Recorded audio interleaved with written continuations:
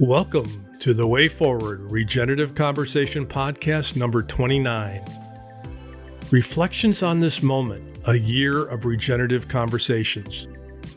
In this special anniversary episode of the Way Forward Regenerative Conversations, hosts Dr. John Isso, Alain Gauthier, and producer Jim Burke reflect on a year of impactful conversations with a diverse array of guests, from biologists and CEOs to indigenous experts, climate scientists, and elders finding purpose in their third act. Celebrating 28 episodes of exploring alternatives for humanity and the planet's future, they delve into the current state of global affairs, including elections, wars, and climate change, highlighting the urgency for social transformation. These episodes serve as a meditation on the lessons learned and the paths forward, inviting listeners to consider the changes necessary for a sustainable and equitable world.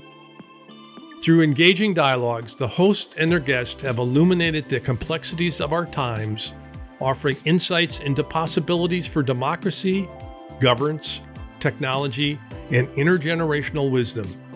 As the Way Forward enters its second year, it continues to inspire actionable hope and encourages a collective effort towards regeneration, being good ancestors, and a positive future for all generations, current and future.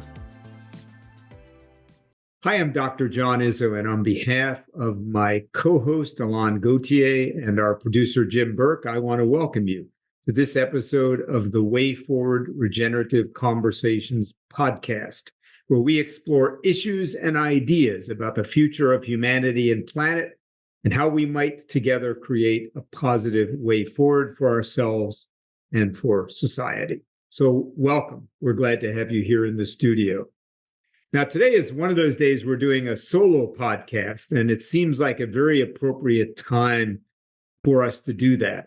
We're just about at our 1-year anniversary now, and we have had 28 episodes with guests covering a wide range of issues, from leading biologists and business leaders to authors, CEOs of think tanks, experts on everything from waste to electrifying your home to democracy around the world to indigenous wisdom. And as we begin this real second year of our podcast, but also as we lean into 2024, it seems like a particularly important moment for us, but also for society. We have in the U.S. what I think is a momentous election, whatever way it goes, to many people around the globe, not just to Americans. We have two large wars waging, one in Ukraine that's now gone on for several years, and really a war in the Middle East. And I think now it's fair to call it a war in the Middle East, not just about Gaza, because it has now spread to Iraq and Syria and Yemen with the recent attacks, both by the Houthis and by the Americans in retaliation. So we have two raging wars.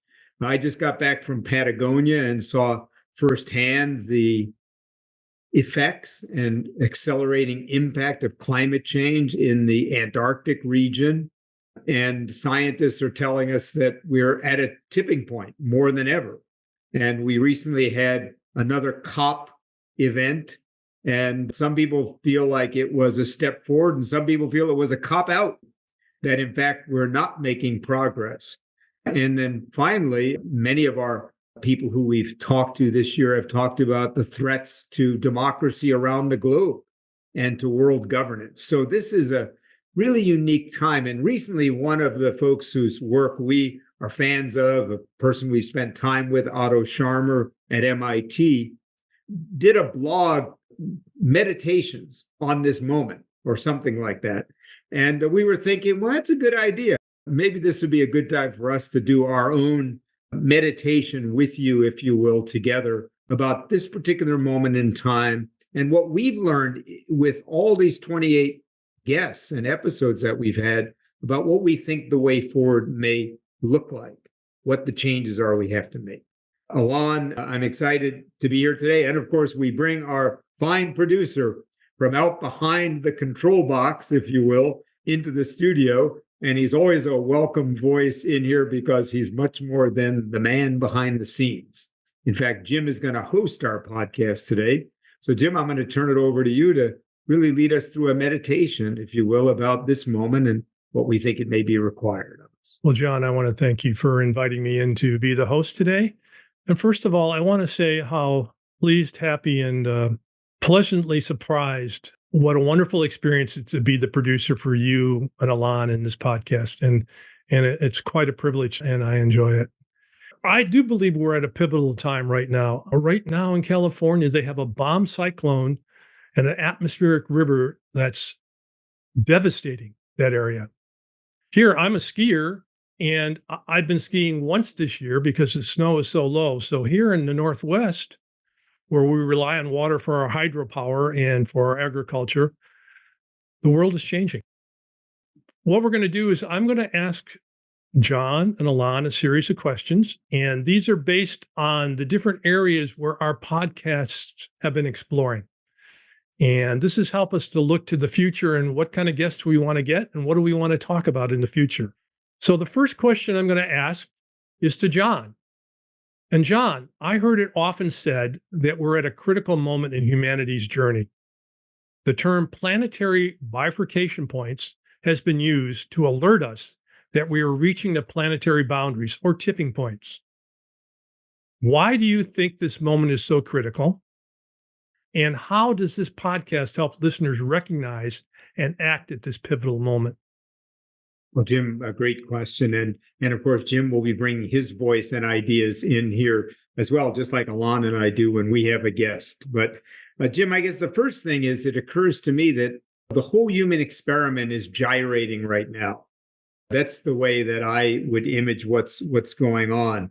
And gyrating in the sense that it's clear that something either new is going to emerge or we're going to really start to deteriorate in a more meaningful way. So it feels like there's that pull and tug going on. And as I think about all the guests that we've had over the last year, you can feel in almost all of their voices, whether they were talking about democracy and world affairs or climate or waste or our way of thinking or midlife and elders or generations, that there was this hope that something new is emerging, some new way of thinking, some new ways of being, but also a fear that we may begin to collapse in a whole variety of ways. And as you pointed out, climate is really, no pun intended, just the tip of the iceberg. I think as I think about our guests over the last year, I think about Damon Wilson talking about the threats to democracy and the literally a intentional assault on democratic institutions across the globe, not just in the United States. I think about growing inequality between the rich and poor that is happening. I think about Tom Zaki, our most recent guest, talking about recycling is going backwards. We're actually recycling less and we're emitting more than we ever had. So it feels to me like we're gyrating. And I also think about a number of our guests who talked to or referred to this idea that collapse may now be inevitable. We had a whole episode on that, and some people who we admire a great deal, like Meg Wheatley, are writing about this idea that maybe collapse of society as we know it is inevitable, and we need to lean into it and spiritually prepare for it. And I know we're going to talk a little bit about that. Is that good or is it bad? Is it constructive or not productive? But I think it's a sign of the times that even people, it used to be that the idea that the end of the world was coming was reserved for right-wing religious people who thought any moment God is going to come in and end the experiment. But now there are very thoughtful people who think we're going to do it to ourselves, that it may, in fact, the fuse may already have burned. And I think that's quite telling of where we're at. And finally, just think about political instability. We're all three Cold War era babies. I remember as a young elementary school kid in New York City doing nuclear fallout drills where we were hiding under our desks in preparation for a nuclear attack. Not that that would have actually saved our hides, but that's what we did. And really, when the Berlin Wall collapsed, there was a feeling of the new world was emerging, no longer East and West, that suddenly democracy would flourish around the globe and we'd move into an era of worldwide cooperation. And now here we are 30 years later. And for the first time, really, in a long time, we're actively talking about the possibility and planning for the possibility of nuclear war. And the East-West divide is arguably as big as it was during the Cold War. It's just different. So again, I could go on and on, but I think we are at a bifurcation moment. Maybe bifurcation may not be right because it sounds like there's only two ways we could go, here or there. But clearly, we're at a critical moment in human history where the environment, the planet, and our societal institutions are all in a state of flux. And we don't know yet whether it's going to produce something beautiful for the way forward or if it's going to really set us back.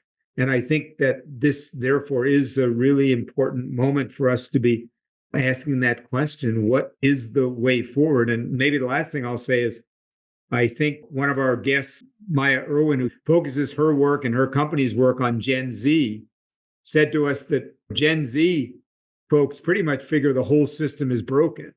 And if I think about our guests over the last year, whatever generation where they're from, I think a lot of them would say we need some pretty high-level system change for us as individual and as a society if we're going to have a good way forward.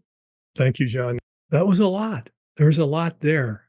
But you've led into the question I want to ask Alain. Alain, there are many people who are seriously talking about the possibility of collapse. Even John was just talking about it, or using the word simplification to be more gentle with us. They are sometimes referred to as doomsters. How can you and this podcast help transform this mindset into a more constructive force that moves beyond doom to inspire actionable hope, encouraging societal and environmental regeneration? Yes, this is an important question. And indeed, there are a number of people that have asked the question. We've been on an exponential curve in terms of growth, for instance, even though it's maybe stabilizing a little bit. But can that continue? And at what price? Are we reaching, as was said before, the planetary boundaries?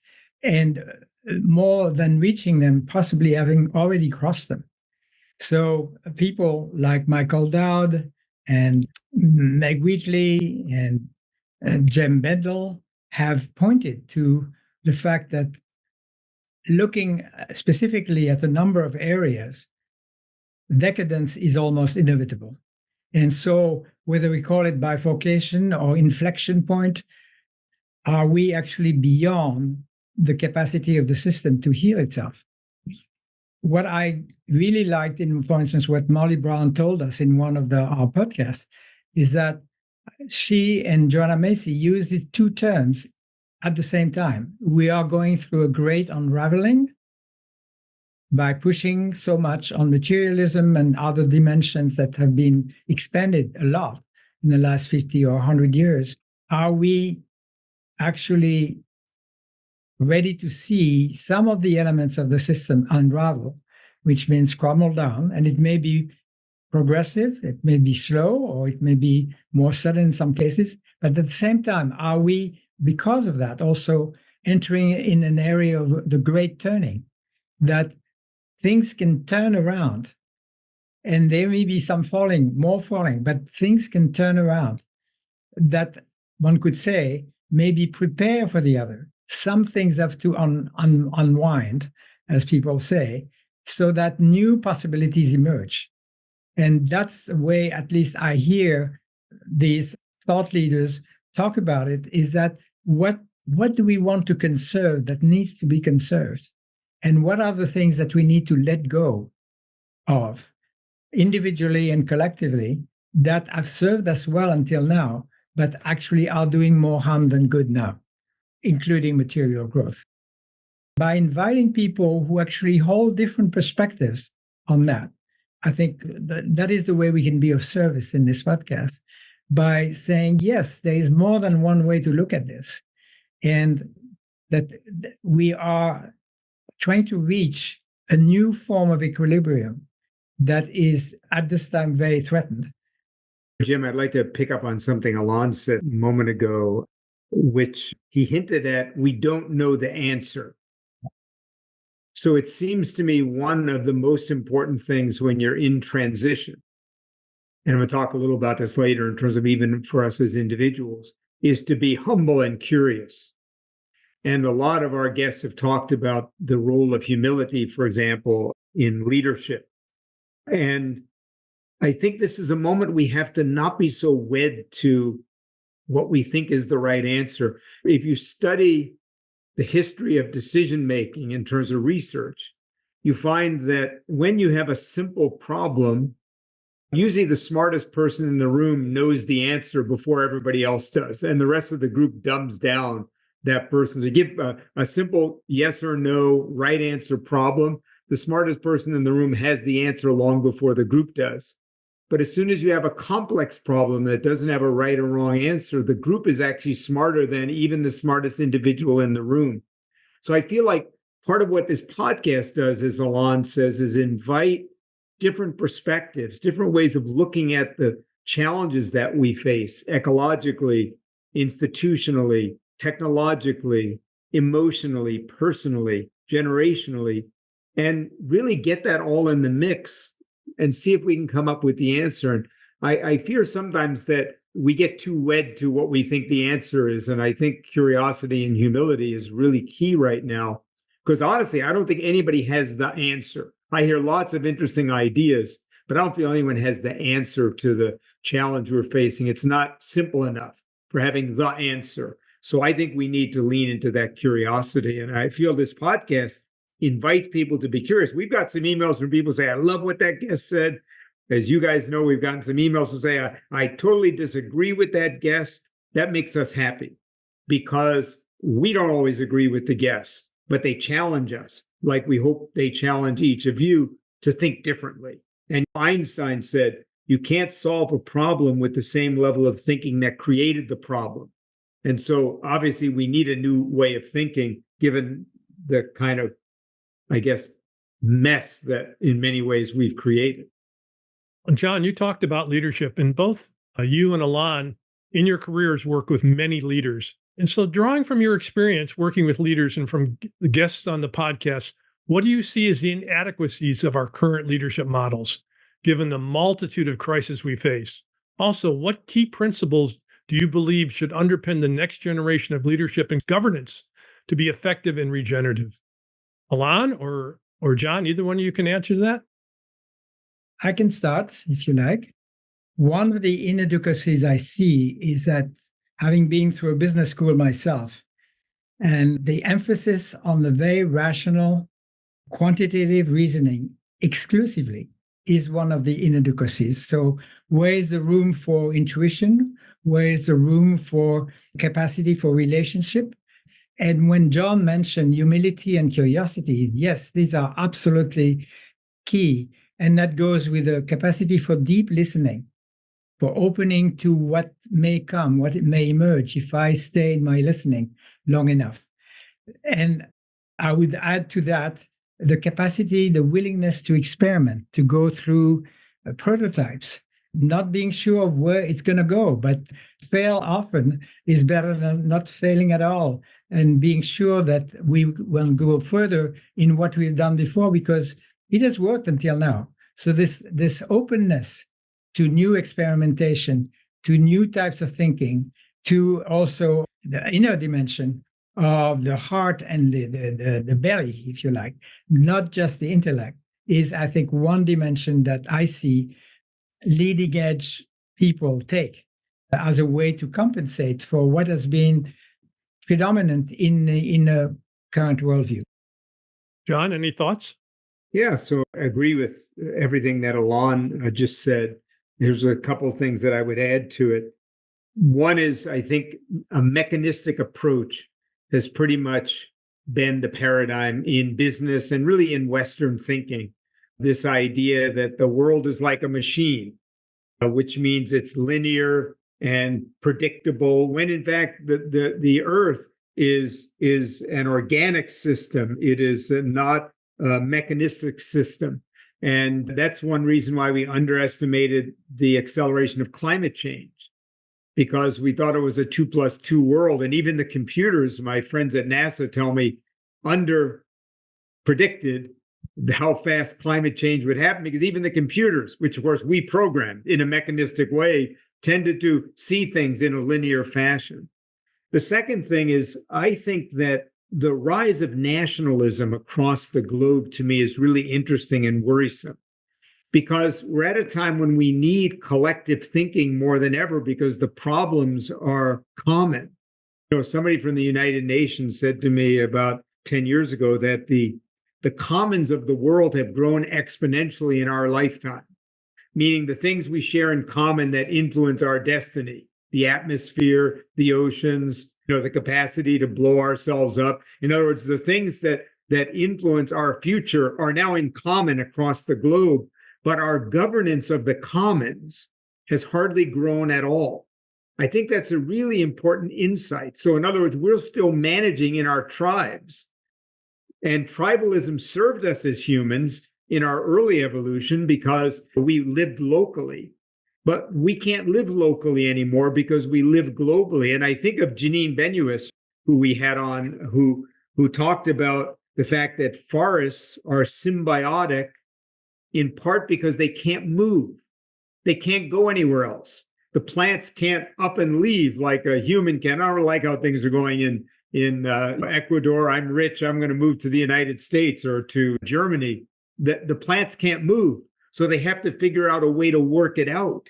And she kind of made the point that that's where we're at now as humanity, right? We can't afford to be tribalistic, to focus only on our own narrow group or geography, because these problems are in common. So if we don't solve them in common, and then finally, the last thing to me is we need to look back to look forward. One of the things about a lot of indigenous cultures is they focused on harmony more than they focused on conquering. They had personal pronouns for living things that weren't human. Whereas we, I think, in our modern society, urban society, disconnected from that, have tended to see the rest of nature as pretty much here to serve us.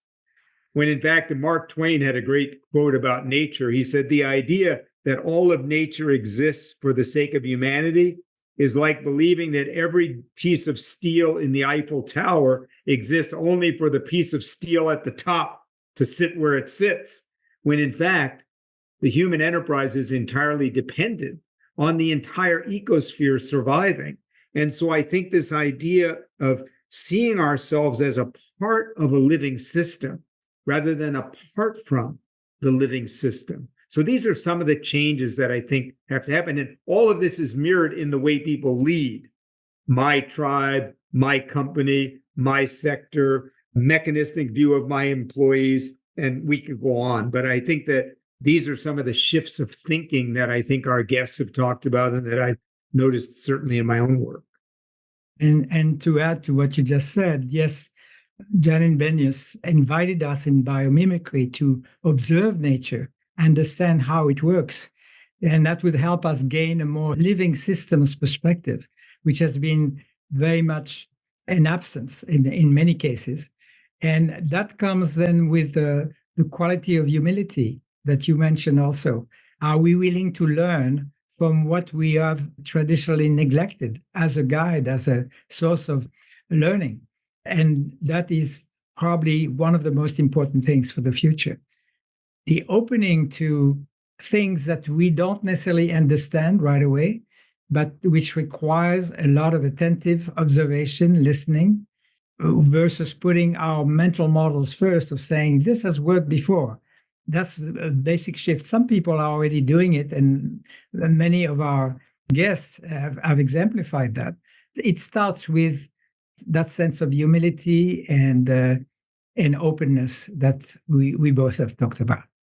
Yeah, and Alain, just to piggyback on that, as you were saying that, a couple of things popped into my mind. One is capitalism, which arguably capitalism was an advance on what came before it. It actually did help create a large middle class that didn't exist before capitalism, when we mostly had feudalism, which what really was before capitalism. But now I recently saw a leading thinker say capitalism is already dead. And what he meant is not that it doesn't exist anymore, but like we all know now that capitalism, as we have practiced it, isn't going to get us where we need to go. Yes, it created a large middle class. It also created tremendous inequity. It also meant that for the sake of creating capital, we really raped nature, and that's probably the right word, and violated all of nature and ignored its part in our health as a species for profit. And so what's going to replace capitalism? So I think sometimes what we need to remember is just because this was a better system than the previous one doesn't mean it's the best system. So I think what a lot of our guests have really asked us to do is, what is the system that needs to be the next evolution of capitalism? What's the one that needs to be the next evolution of democracy? I mean, look at the United States, just to be political for a moment. I heard a comedian say something the other day. He said, what is wrong with a system that serves up two candidates that the majority of Americans don't want either one of them to run? Now, that's not a statement about Biden or Trump, but that's an indictment of the system, that the system is actually spitting out, if you will, outcomes that people aren't even asking for. And so that tells us that our whole political system is likely broken, not just the candidates that it's serving up. Maybe the system is the problem. And we need to ask, what's after democracy as we have practiced it? But we as humans get so wed to what worked. And that's the point you made, Alain, is that the most dangerous thing when the world changes is to believe the system that worked when the world was different is the system we need now that the world has changed. And the world has changed. Nationalism worked when we were in small tribes. It doesn't work when our problems are in common. A mechanistic view of nature maybe worked when there were only 1 billion of us and nature was really big. Now there's almost 10 billion of us and nature is diminishing, and we could go on. But are we really open to be genuinely looking at what's the system that comes next? And I feel that is kind of unexplored territory because we get so wed to what we've been doing. Unfortunately, John, there are already a number of companies which are experimenting with new ways of measuring how successful they are. They have replaced profit as the major source of a major concern by a battery of 5 or 10 criteria. The organizations, and I think Unilever had become one, and certainly some of their subsidiaries moved ahead. Ben and Jerry, I think, was one of the B Corps, B Corp, Benefit Corporation. So what gives me hope is that there are already some organizations that are proving that it's possible. And my thought is that we might want to invite actually representatives of such B Corps to tell us what has been the change for them and what did it take? And also, what does it offer? Because my understanding is that they recruit more easily than traditional organizations because people want to give more meaning to what they do. So, Alain and John, you've been talking about what kind of conversation should we be having on this podcast about an economic transformation that truly serves both people and planet. And we talked about capitalism. It supports an extractive model. And how do we encourage and support the transition from a mindset of extraction, which is what we've been living in, to one that adopts a living system view, embracing interconnectedness, all life, where we care for the earth and each other? I think you've identified some of the areas we should begin talking about with people here in the podcast. Well, certainly one of the things, I'll go back to two of our guests, Janine Benyus and Tom Zaki. Tom Zaki, who is the founder of TerraCycle. And Janine sort of reminded us that nature doesn't have waste. Nothing in nature is really waste. It's all kind of recycled, reused in a symbiotic relationship. And Tom reminded us that we kind of created waste by accident. I loved what Tom said about not demonizing ourselves as humans. He talked about how in the 1950s, we had a really chemistry revolution where we figured out how we could create things, more things, less expensively. through plastics and other petroleum-based products.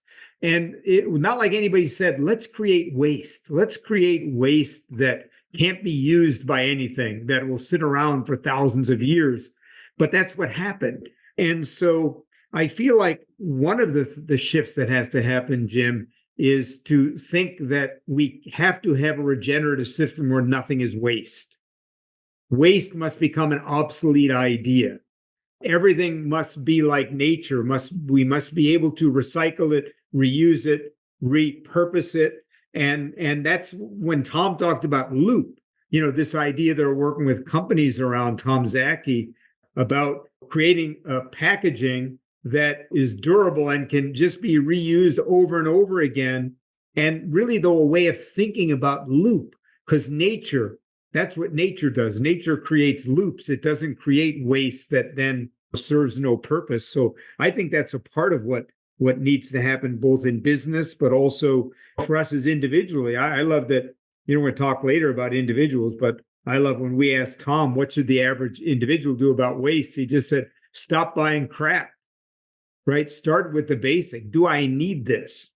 And then go from there. Listen to his podcast and you'll hear the rest of his hierarchy.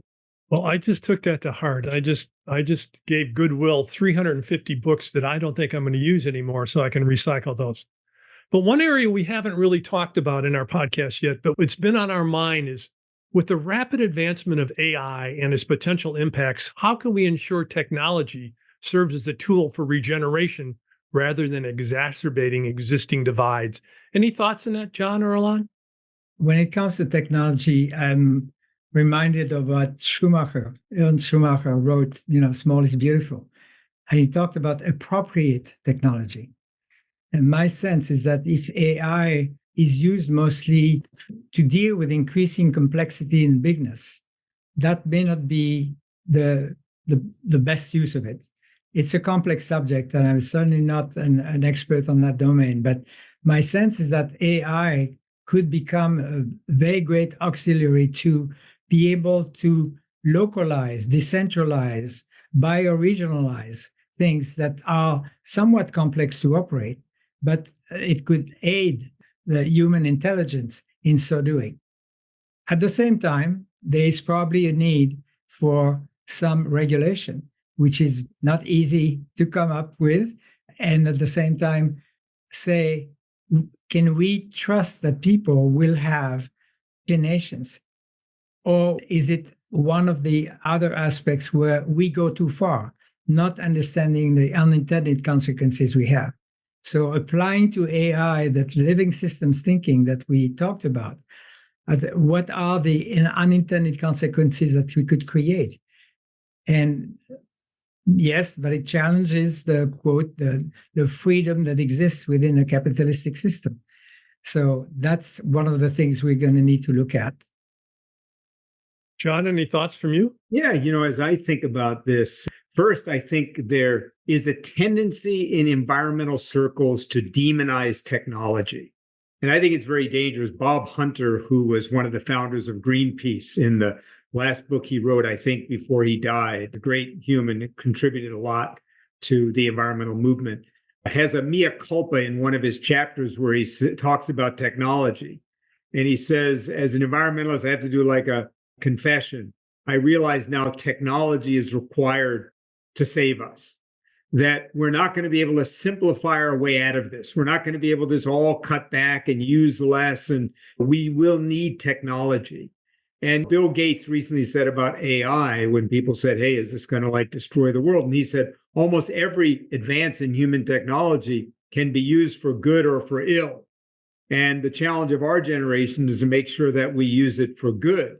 And I think of whether it was Randy McEwen talking about hydrogen and advances there, or again, Tom Zaki talking about innovations in recycling and products that we create, and go on.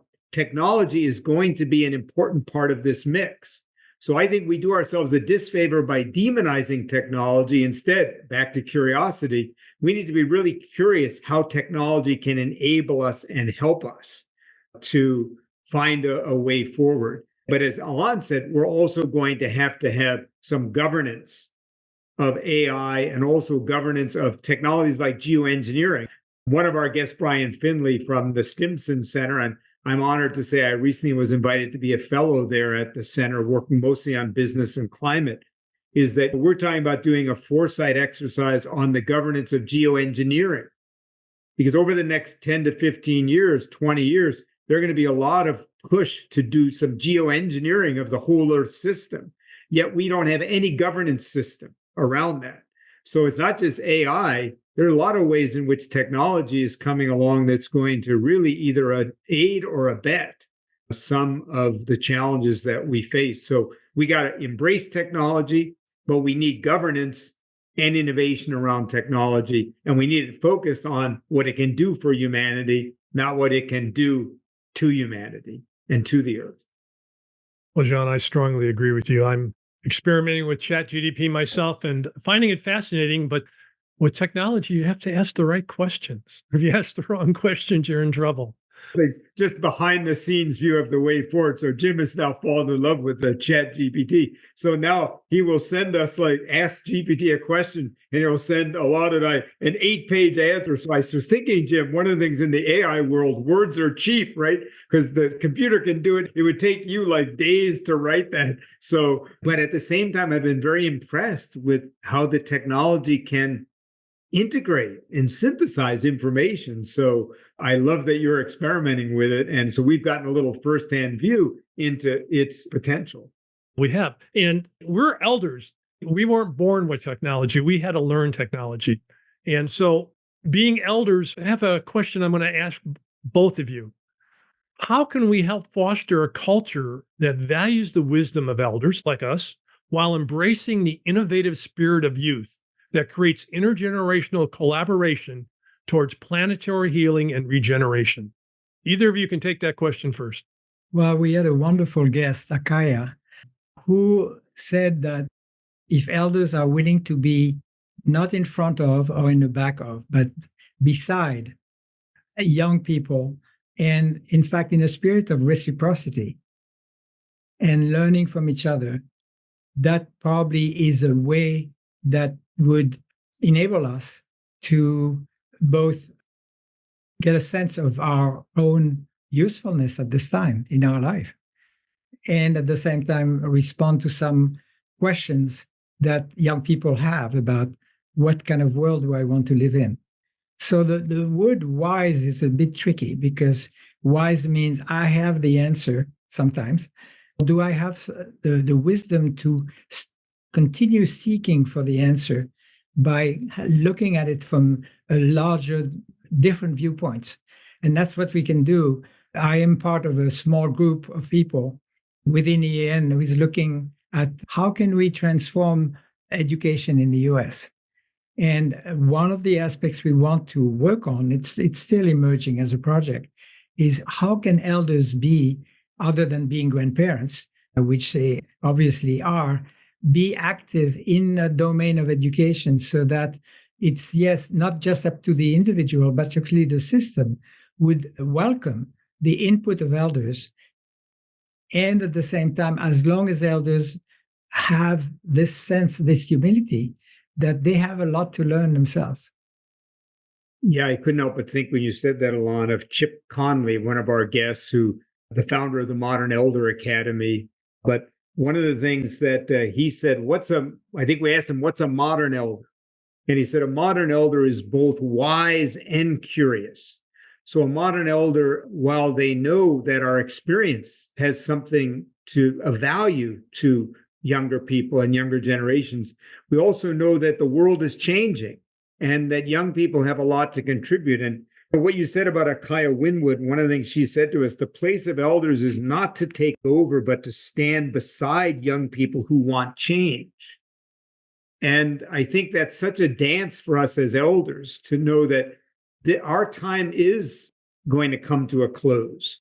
We have wisdom to share. And this is not a time for us just to rest and relax. Unfortunately, we talked earlier about age wave research in our podcast and the fact that this generation of elders want to be useful, want to be in the game. But we can be in the game by standing with young people while sharing our wisdom. And that perhaps is what a modern elder has to be. And then I think of that beautiful image from the guest we had on talking about her book, Mother Tree. And what a beautiful image she gave us of what the mother tree does, those old trees do when they die, which is they start to shed their resources to the rest of the forest. And I think it's a great metaphor both for us as elders, but for our entire generation. So, as a baby boomer, I ask myself the question, we may got 20, 25 years left. The youngest baby boomer is turning 60 this year.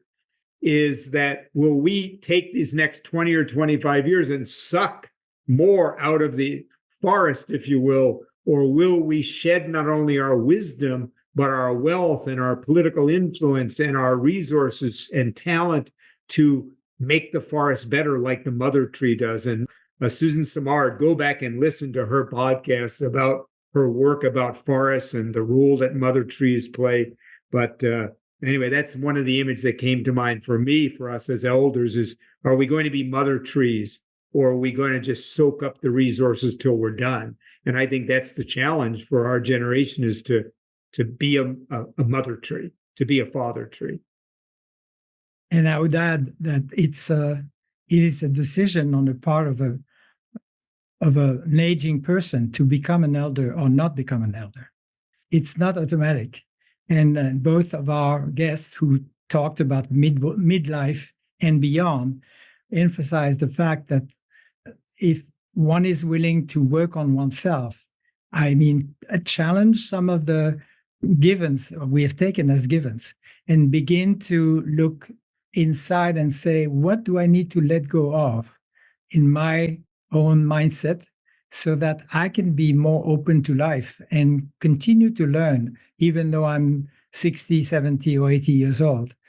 Then I can be a partner to a young person who is also in the same process of learning.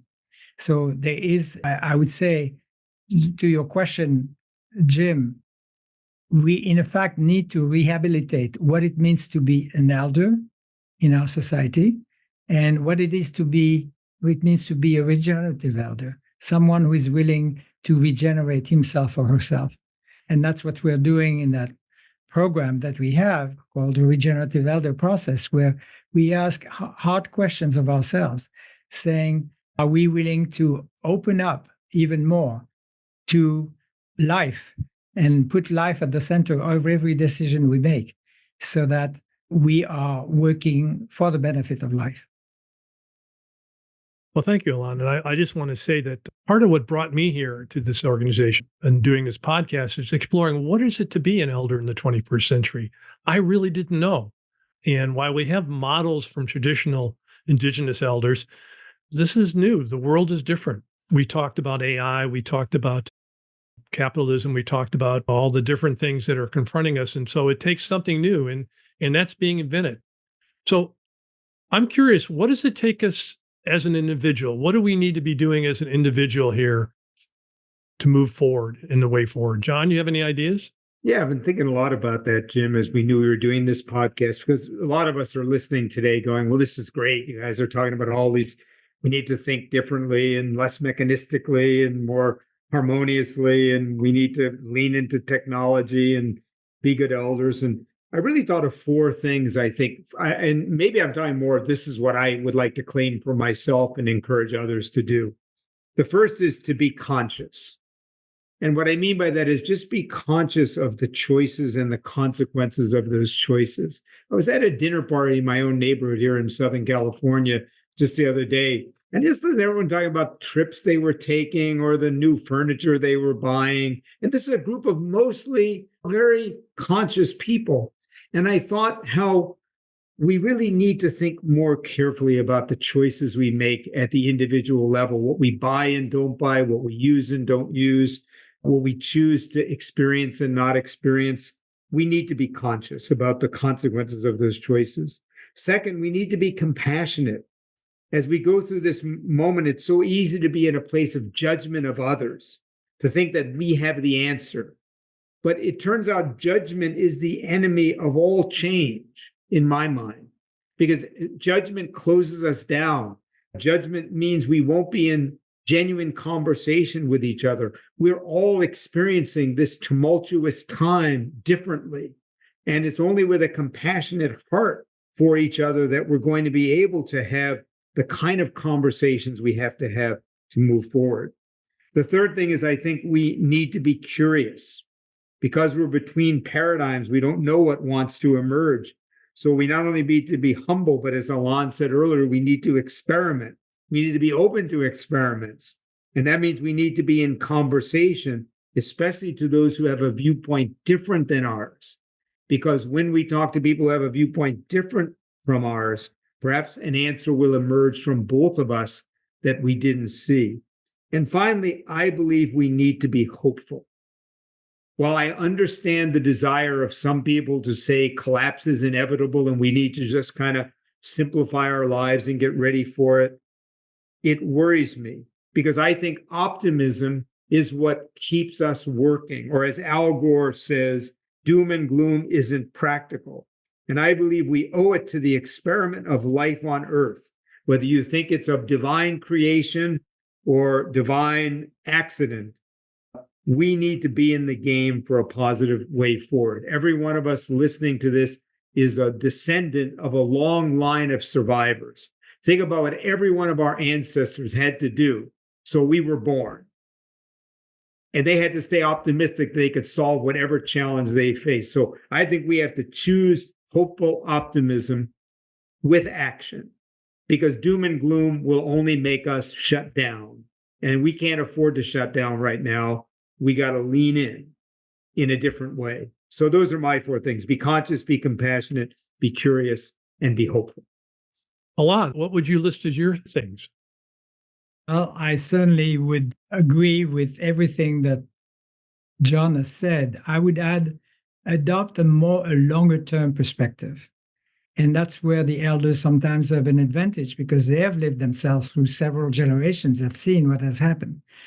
And because that fairly short-termism perspective, that is the modern worldview, that's probably one of the reasons we have created what we have created so far.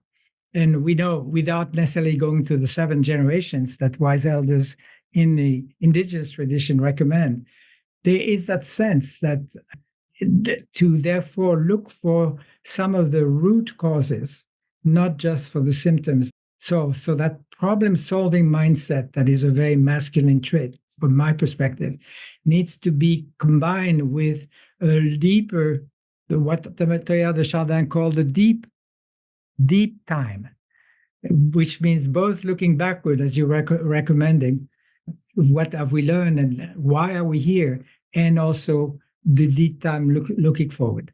So that's for me one of the, and the living systems thinking, which puts a lot of emphasis on where are some delayed effects of what we do. That should be taught in school. I don't think it is yet. Think of the delays with which some actions provoke consequences in terms of the human capacity to be in that framework. I think that would add a lot of wisdom to what we do. I was thinking when you said that, Alain, I totally agree about long-term thinking.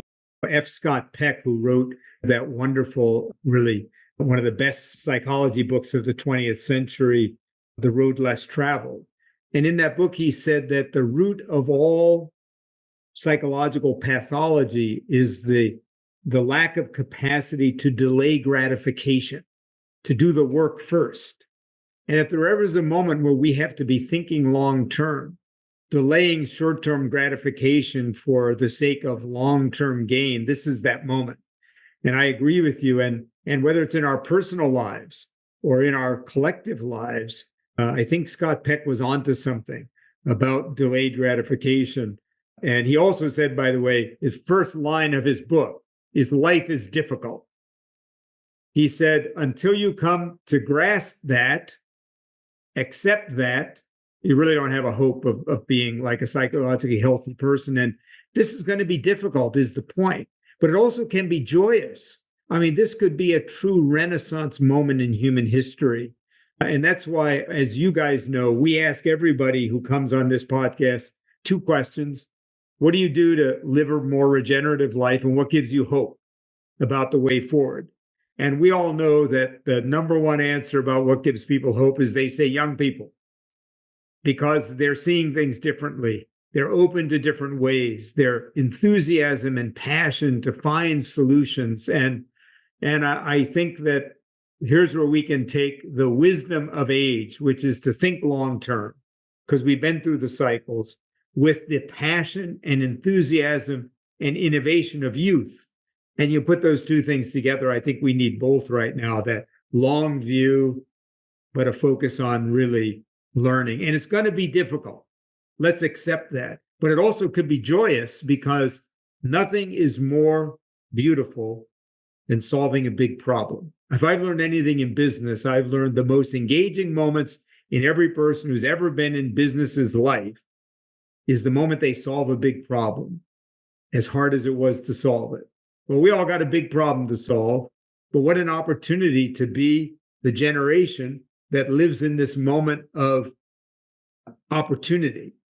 And if we solve it, we're going to be blessed ancestors and also going to die happy. If we don't, I think we will. But that's, to me, that this is such a beautiful moment to be alive if you realize the opportunity to make a difference.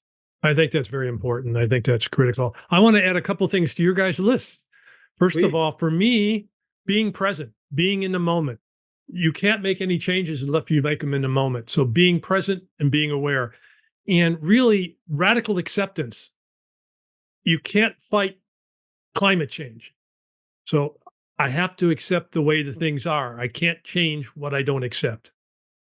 And then really for me, I really need to see the world through others' eyes. I need to have other perspectives. I need to broaden my lenses so I can see the world. And I can only really know myself by seeing myself through others' eyes, because that broadens my perspective. Well, the last area I want to touch on in this podcast today is, as we look toward the future of the Way Forward Regenerative Conversation podcast, what themes or unexplored areas do you believe are critical for us to address in upcoming episodes to continue inspiring change and action among our listeners? And I'll throw that out to whoever wants to jump in first. If I may, I would like to add another quality that was implicit, another dimension that can be developed among many people.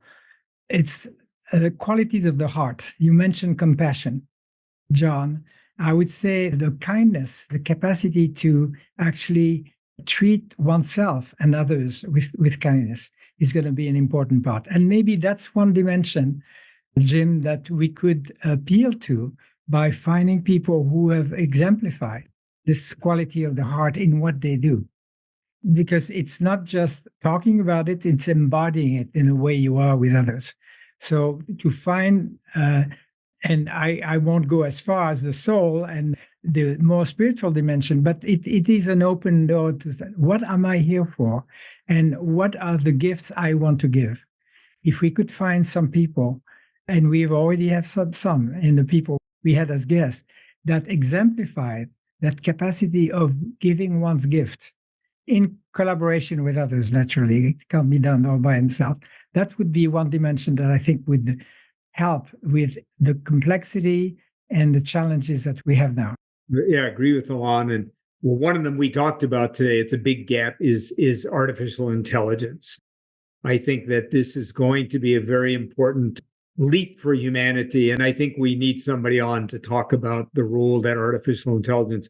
I think of education. We haven't really talked about education, but education is such an important bedrock in all societies. Thomas Jefferson said, healthy democracy depended on an educated populace. It couldn't thrive if the population wasn't educated. So I think education is another element that we really need to explore as an important part of the way forward. So those are two things that come to mind for me, AI and education. I want to ask another question. I want to ask a personal question. What has been the personal regeneration you've experienced for being part of this podcast? John, any thoughts? Well, first, it's a privilege to work with the two of you.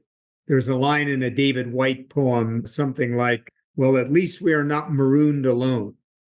And in this time of transition, to be in this kind of relationship with two other elders who are thinking about the future, who care deeply about the future, who have big hearts for the future, has been a great gift. The second thing is, I grew up, the first career I ever wanted to be was I wanted to be a journalist.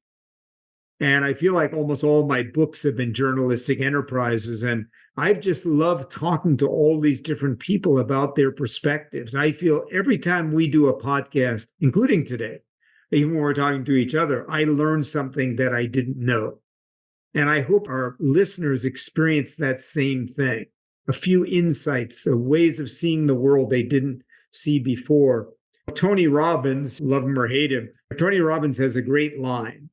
He says, you will never make an exponential shift or growth in your life unless you first change your mindset.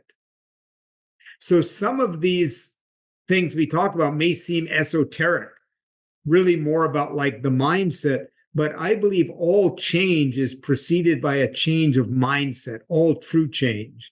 And I'd like to think this podcast for me has not only helped my mindset, but I hope we're kind of blowing the mindset of some people who listen to us who go, hey, I didn't think of it that way. And I hope you're angry once in a while when you listen to us. I hope you say, I'm not sure about that, but I got to think about that. Like Jim just said a moment ago. So, hey, for me, being in relationship with you guys, being the witness to the perspectives of our guests, and most of all, just trying to blow my own mind about what's possible, because I know a mindset shift always comes before a shift in the world. So I'm excited to keep this journey going. Alain, your thoughts? For me, what has been most regenerative is actually, given the diversity of guests we've had and the fields they're in, is to see actually the many ways of being regenerative that exist through innovation, through personal transformation, etc. So it's to actually broaden the definition I may have started with myself of what is regeneration. And my hope is that we can continue to attract people who have that deeply within themselves and have actually chosen a field in which they can express themselves and transform the field. And one other domain that I thought of that I think would be very regenerative for us, certainly for me, is to look at the domain of localization or relocalization of the economy. That is indispensable if we're going to not have the problems we started having in COVID of long transportation issues, dependency on too many complex factors. And I think there is a thirst for many more people to live in community. So I'm not saying just local community in a village or something, but bioregions. I think if we could explore what are bioregions as a possibility that offer enough diversity and complexity, and at the same time give the people a choice to relate as the indigenous people to the river bed they are connected to all the dimensions, and to become whole again in their perspective. So I think there is a lot of regeneration possible there. I want to thank you, Alain, for that. For me, I'd like to explore agriculture and medicine and health. I think there's a lot of regeneration going on there. And I would love to share that with our audience, because we live in a sick care system. We are just being devastated by chronic disease, and it doesn't have to be that way.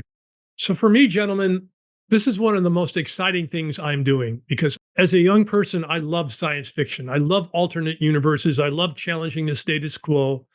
I love letting go of paradigms that no longer work. I love being on the cutting edge, trying new things, exploring. And I get to do this. I get to do this with two becoming my closest friends, two people that I've now shared meals with and shared my house with. So they both visited me. And I find us explorers. I love exploration. I love my paradigms to be challenged. With the guests we've had, and I have to thank both Alain and John for finding these wonderful guests, I'm challenged every time. I'm lucky. I get to edit the conversations. So I get to take everyone and make them sound really good. And so I just learned so much. I walk away and every podcast, I'm transformed. I'm a different person because I've learned things that I didn't know. My joy is to go out and now try them, go experiment with them. There is nothing else I'd rather be doing at my 76th year in life is this exploration with these two men. So John, why don't you close for us? Yes. So first of all, thank you, Jim. Thank you, Alain. And most of all, thank you who've been listening to us now for this last year. We love you're on the journey with us. And I'm going to put a challenge out to our listeners. We'd like to hear from you more this year. We know you're listening because of the thousands of downloads that we have. We'd love to hear from you more. And we're planning in the near future to set up a website, make a commitment right here on the air so that you can interact with us in a different way. We just love to hear more from you because you're why we're here. And we want to know what you want to hear more of. But for now, let's all lean into this moment with compassion and curiosity. I know personally, so many people I know are so deeply worried about this moment. Let's temper that worry with optimism and with hard work, which I believe is where we will find the truth and find the future. So for now, we want to thank you for joining us on the way forward. As we always like to remind you, history is not a place waiting for us to arrive. History is something that we are in the process of creating right now, both in our own lives and in our collective lives. But for now, we'll see you next time on The Way Forward. Good day. I want to thank you for taking the time to listen to our podcast, The Way Forward Regenerative Conversations. You have many choices, and we appreciate your interest and support.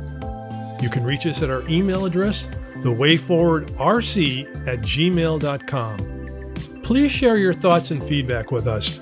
Only with your help can we make this a podcast you want to listen to and share with your friends.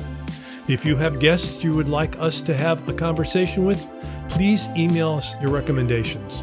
I would also like to thank our sponsor, Elders Action Network, who is building a movement of elders to address the environmental, governance, and social issues of our time. Their website is eldersaction.org. Until next time, I'm Jim Burke, and this is the Way Forward Regenerative Conversations podcast, which you can listen to on Apple Podcasts, Spotify, Podbean, and Amazon Music. In parting, may I wish you a regenerative present and future.